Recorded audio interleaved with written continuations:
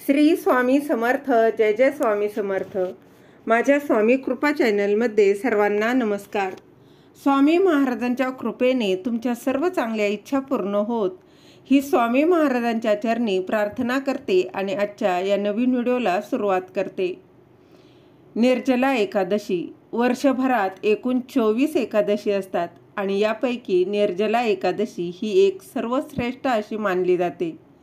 निर्जला एकादशीला निर्जल उपवास केल्याने इच्छित फळ व मोक्ष प्राप्त होतो असं म्हटलं जातं.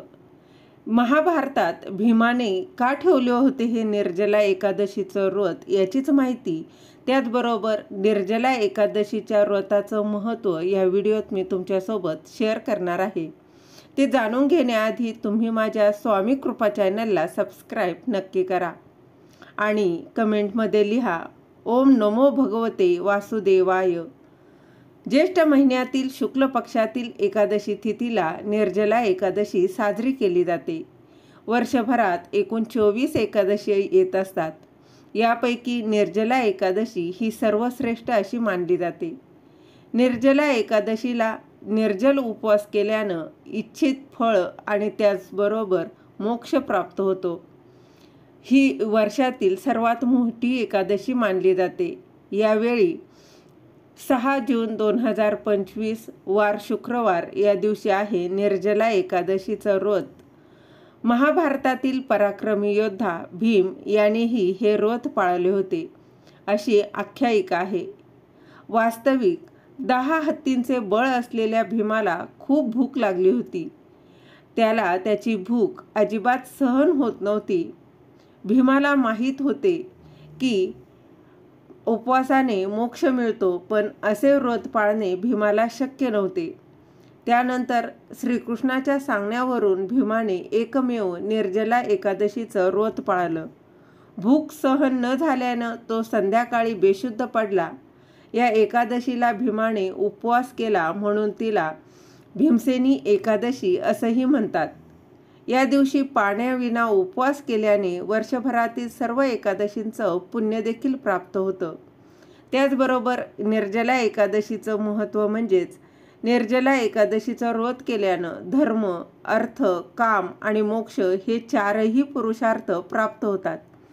याशिवाय या दिवशी उपवास केल्यास उत्तम आरोग्य आणि आनंदी आयुष्य लाभते. या दिवशी उपवास केल्याने पापांचा नाश होऊन मन शुद्ध होते. ही एकादशी त्याग आणि तपश्चर्येची सर्वात मोठी एकादशी मानली जाते. तर निर्जला एकादशीच्या दिवशी सकाळी लवकर उठून स्नान करून सूर्यदेवाला जल अर्पण करावं. यानंतर शक्य असेल तर पिवळे वस्त्र परिधान करून भगवान विष्णू किंवा भगवान श्रीकृष्णांची पूजा करावी. त्यांना पिवळी फुले, पंचामृत आणि तुळशीची पानं जे आहेत ती अर्पण करावी. यानंतर भगवान विष्णू आणि माता लक्ष्मीच्या मंत्राचा जमेल तितका जप करावा. जप तुम्हाला नाहीतर ओम नमो भगवते वासुदेवाय नमः, ओम नमो भगवते वासुदेवाय नमः या मंत्राचा जप करावा. व्रताचे व्रत केल्यानंतर दुसऱ्या दिवशी सूर्योदय होईपर्यंत पाण्याचा थेंबही घेऊ नये. यामध्ये अन्न आणि फळांचाही त्याग करावा लागणार आहे. दुसऱ्या दिवशी म्हणजेच द्वादशी तिथीला स्नान करून पुन्हा श्रीहरींची पूजा करून अन्न पाणी घेऊन उपवास सोडावा. निर्जला एकादशीची कथा अशी आहे की महाभारतामध्ये भीम पांडवांपैकी एक होता. तो खूप मोठा आणि बलवान होता. त्याला अन्नाशिवाय राहणे खूप कठीण वाटले. एकदा ऋषींनी भीमाला सांगितले की तो निर्जला एकादशीचं व्रत पाळल्यास त्याला सर्व एकादशींचं पुण्य मिळेल. भीमाने हे व्रत स्वीकारलं आणि त्याने ते पाळलं. तेव्हापासून निर्जला एकादशीला भीमसेनी एकादशी म्हणून ओळखलं जातं. आपण आपल्या जीवनात सुख समृद्धी मिळवू शकतो. बघा, हा निर्जला एकादशी हे अत्यंत पवित्र आणि पुण्यदायी व्रत मानलं जातं, जे भगवान विष्णूंच्या भक्तीसाठी समर्पित आहे. यामुळे या दिवशी निर्जला एकादशीच्या दिवशी व्रत आवर्जून करावं. भगवान श्रीहरी आणि माता लक्ष्मीचा कृपा आशीर्वाद नक्कीच मिळेल. झालेली सेवा महाराजांच्या चरणी रुजू करते. दिलेली माहिती तुम्हाला आवडली असेल तर लाईक करा, शेअर करा, सबस्क्राईब करायला विसरू नका.